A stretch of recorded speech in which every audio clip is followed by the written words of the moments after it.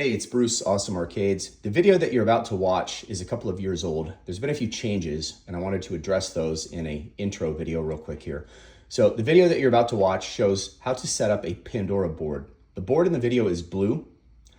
The new board that you're gonna see is white. So this is what the new Pandora game card looks like. Don't worry, it doesn't matter that it's not the same as the one that I show in the video. There's also a black version of this board running around. So whether it's the white one or the black one, that's fine, but just know that the new Pandora board is not the blue one that I show in the video.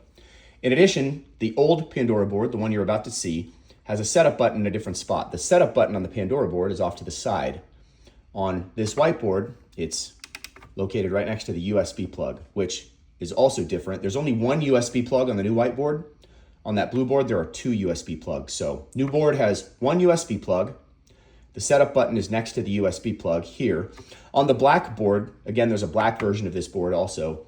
The setup button is in a different spot. I don't know exactly where, but there's only one spot it could be. It's somewhere on the outside of the board. And when you push it, it clicks. And there's nothing else on it that looks similar, so you won't mistakenly be pushing the wrong thing. Just look for the VGA cable, and it's going to be probably located somewhere close to that. Last thing I'll point out is on my video, when I open the coin door on the front of the cabinet, I mentioned that I used to insert a manual. Pandora has stopped making manuals, so I cannot buy those manuals to put them in the cabinets anymore. But if you wanted to find a manual, just Google Pandora DX PDF, and there's a lot of companies that have a digital copy of the manual. You could go in there and print it if you wanted to get a copy of the manual. Last thing I'll just point out, ChatGPT seems to be very knowledgeable about this game card. So if you have any questions about the settings, how to optimize settings to your particular liking, it's pretty remarkable, but ChatGPT seems to know a lot about it. So check that out. If you have any questions, let me know. Thanks. Hey, it's Bruce, Awesome Arcades. So in this video, I'm showing you how to set up your ultimate cocktail table. So the first thing you're gonna do is get your game board. This is the Pandora DX. This was purchased from DIY Retro Arcade. You can see that it says horizontal and vertical. In case you were wondering, this is the vertical orientation. When you play over here, that's called the horizontal orientation, okay? So when you get your cabinet, this is what it's gonna look like when it's all packed up. If you're curious, once you remove all the stretch wrap, cardboard, bubble wrap, underneath, you're gonna find the cabinet. There's gonna be a power cord and two keys. They're gonna be sitting on one of the joysticks. So on the back bottom of the cabinet down here, that's where you plug the cabinet in, and then underneath there is an on-off switch, okay? The lid is not gonna be latched. You could latch it if you want. For shipping purposes, I just stretch wrap it down, but if you want, there are two little locking mechanisms there, and then the latch is there. You remove this door, you stick your hand in there. So inside, you're gonna find the harness. This is the trackball cable. This is the monitor cable. I want you to pay attention to that little line right there. Okay. So when you get your Pandora DX, on the game, there are these things. These are called fingers or teeth. You're gonna notice there's a cluster, a space, and then a bunch of other wires. On your harness here, there's a black notch or black line that's gonna match up with that notch. So in order to plug the harness in, this part is female, this part is male. You're gonna take this, you're gonna press that down with even pressure, okay? Next thing you're gonna do is you're gonna take your monitor cable. That goes in the back here, and screw that down. Last thing you're gonna plug in is the trackball. Now, bear in mind that if you plug in the trackball while the cabinet is already on, it's not gonna read it. So you have to plug in the trackball with the cabinet off. Or if you plug it in while it's on, you just have to turn the machine off and back on again. So you've got the trackball. Now, one thing I want you to pay attention to, there is a button right there, right next to where the trackball cable plugs in. That is your setup button. Or on the front of the cabinet, if you open the coin door in the front, I'll show you from the back side here, but right here, there's a little red button. You can push that, that's also the setup button. It's a little hard to see, I'll show you on the other side. In addition, keep in mind that this is a volume knob. There's a volume knob on the board. You want that to be at about the halfway point. This is also your stereo amplifier. When it's turned on, this is gonna be blinking red and blue, that's normal. The top knob is your volume, then you have balance, bass, and treble. These old games do not have stereo, so if you turn the balance all the way to one direction and the sound goes out, that's why. So you just wanna leave the balance kind of at the midway point. Bass and treble, I usually have all the way up.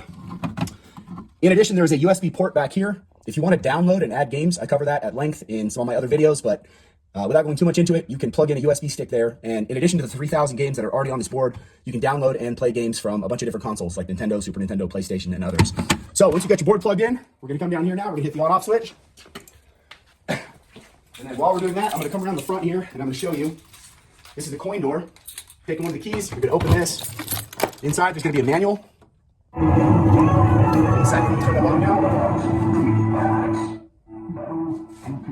Okay, so on this board, the volume was all the way up. You hear that was kind of some interference. So it's just like a car stereo. If you have the volume all the way up, it's not going to sound great. So I find that the best place for the volume on the board is to be at about maybe the halfway point. Be kind of the same here. What I wanted to show you on the front here, though, is when you open this, so this is your coin neck. As you put a quarter in here, come down low, the weight of the coin drops through this coin neck, and it hits this little spring. The quarter hits that spring as it drops into the coin box. So that's how you could manually add credits, or you can put the cabinet in free play. In addition, up there, that is the setup button, that little red button there. Okay, so we're gonna go to the setup screen right now. Again, you can push the button on the side of the board, or you can push the setup button. In case you're interested, you can see here that this says credits. Now, if you try to do anything without credits in the cabinet, it will not respond if it's in coin operated mode. So you want to put it, either put a quarter in, or you want to put it in free play mode. To put it in free play mode, and you can tell that it's not in free play because it says the word credit. When it's in free play, it will blink the words free play. So we're gonna get to the setup by pushing the setup button. Now, the first thing I want to point out is these buttons are A, B, C, D, E, F. Okay, so A, B, C, D, E, F. That is your one-player start button. So, in case you're interested, that first option is called an IO test. If you were curious, if you want to enter that, you press A. This is what we use just to test the cabinet before we ship. It just lets us know that everything is getting a signal. Okay, to go back a screen, to return, you press the one-player start button and the A button at the same time. Now, I want you to come down to system configuration. That's the third option. I want you to press A, the first button, to enter that. The very first option says credit setting. So if you press A, you will toggle through the different choices. I'm just pressing A right now until we get to the option that says free play. Use the joystick and go down. Under menu exit, press the A button until it says hold one piece start 3 seconds. Last thing I want you to do is come down here to auto exit. I want you to turn that off by pressing A, okay? Come down to the bottom. If you're curious, this is where you, for the PlayStation controllers, and I cover this in more detail in other videos, if you get the PlayStation controller option, you can actually play with up to 4 people at the same time on this side of the cabinet. You can set these controllers so that player 1 uses PlayStation, player 2 uses PlayStation, and then player 3 and 4 use the joysticks, or you can do player 1 and 2 on the arcade and player 3 and 4 on the PlayStation controllers or any combination they're in. So if you're curious, that's how you map that. Once you've made these 2 changes, I want you to go back a screen by pressing the one-player start button. I want you to go down to save. I want you to press A once, and then again. Now you have set this side of the cabinet on free play. You need to do the same thing for the other orientation. This is the horizontal orientation. You want to do the same thing for the vertical. So from the menu screen, to switch where you're sitting, you're going to press and hold down the B button for 5 seconds. Now when you do that, the screen is going to flip from the horizontal orientation over to the vertical orientation. Press and hold down the B button for 5 seconds. Now when you do that, the screen is going to flip from the horizontal orientation over to the vertical orientation. All right? And then we're just going to repeat the same process. This time, I'm going to enter the setup just by pushing the button on the board so you can see they both basically do the same thing. Again, this button is right next to the black trackball USB cable. I'm going to push that. And so we want to come down again to system configuration. We're going to press A. And again, we're just rinsing and repeating the exact same thing we did before. Go to free play. Under exit game mode, you want to go to this. And then auto exit, you're going to turn that off. You also need to make sure that under cabinet type, it needs to say cocktail. If it says stand up, it's not going to flip and use the opposing side. The cabinet will think it's a stand up arcade. So if you play Pac-Man and you want it to be able to flip back and forth as you choose 2 players and you alternate turns, make sure it's on cocktail mode. So we've done that. We're going to go back a screen again by pressing the one-player start button. The instructions are down here on what to do. So press back. We're going to come down to save settings. Press A once, press A again. Now from the menu screen, these are just previews. They kind of show you what each game looks like. Of course, when you enter the game, it will fill up the full screen. Now, if you want to enter a game from the menu screen, you're going to press the A button. A button will get you into the game. Once you're in the game, then you just treat it like a regular arcade game. You press the 1 or 2-player start button. These are the start buttons, these white guys, okay? To exit out of a game, so I'm going to show you to get in Pac-Man, we're going to press A. Now, once you're inside of a game, if you want to leave that game, you have to press and hold down the 1-player start button for 5 seconds. So I'm going to do that now.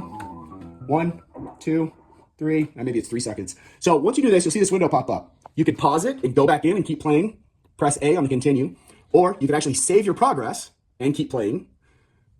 Or you could load up a previously saved point in the game. This says null because I don't have any previously saved progress. But if you're on like level 50, you get a phone call, you save your progress, you turn the cabinet on. The next time you turn it on and load it up, that null will be gone. If that's gone, that just means you do have progress saved on the game that you can load. Or you can start from the beginning. Or I'm going to come down here to exit. I'm going to press A, and that is how you exit out of the game. Let me know if you have any questions. Thanks.